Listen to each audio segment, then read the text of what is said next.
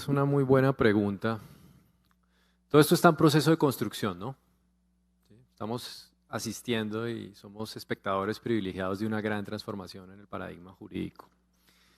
Entonces necesitamos flexibilidad y creatividad jurídica. Yo creo que esas deben ser las premisas metodológicas básicas. Aquí el rígido colapsa. La mente rígida que no tiene plasticidad mental colapsa ante la gestión del cambio. Y aquí me traigo un concepto de la planificación estratégica, discúlpenme. El cambio siempre genera resistencia, siempre, así sea para mejorar. Entonces, claro, es natural que pasen estas cosas, empiezan a colapsar las estructuras jurídicas vigentes, pero yo creo que con creatividad y flexibilidad y sensibilidad las podemos sacar adelante. Fíjense, el paradigma antropocentrista que entró ya en crisis, se está derrumbando, me dice que yo solo puedo tener derechos si tengo responsabilidades. ¿Por qué? ¿No? Yo perfectamente puedo tener derechos y no tener responsabilidades, al menos no en el sentido humano, y es lo que ocurre con los animales. ¿Cómo le vamos a endilgar responsabilidades a los animales? Pues no es posible. Entonces hay que flexibilizar esa estructura para podérsela aplicar a los animales. Ahora, un objeto inanimado como la naturaleza menos, ¿cómo va a tener la naturaleza responsabilidades? ¿Pero de qué echamos mano? Pues de las mismas estructuras jurídicas flexibles que tenemos, la personalidad jurídica, las ficciones del derecho.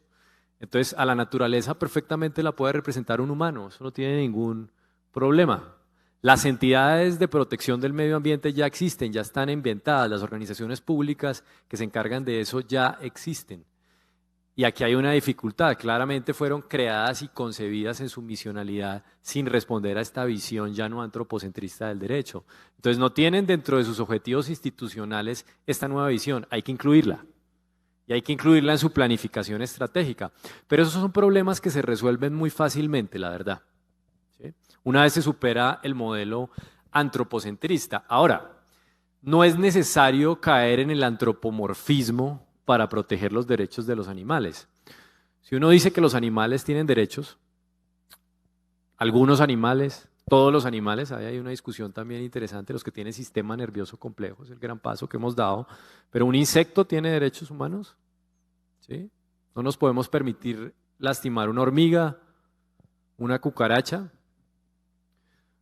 No es una pregunta menor. Está el jainismo, ¿sí conocen el jainismo? Una religión india tremendamente que se toma muy en serio el principio de no violencia. Los monjes jainistas van todo el tiempo cuando se están desplazando muy pendientes del piso para no ir a atentar contra la vida de un insecto. No se permiten ni siquiera lastimar un insecto. Entonces ahí empiezan los matices de la discusión, pero yo no creo que haya que antropomorfizar a los animales para poderlos convertir en sujetos de derecho. Entonces no creo necesario que mi gata tenga que ser titular del derecho al libre desarrollo de la personalidad para yo entender que nadie me la puede maltratar, nadie me la puede abandonar sin alimentos y nadie me le puede dar un trato indigno, ¿sí? Y entonces hay que hacer el análisis de derecho por derecho. Ella también tiene derecho a la paz, habrá que mirarlo. Tiene derecho a la intimidad,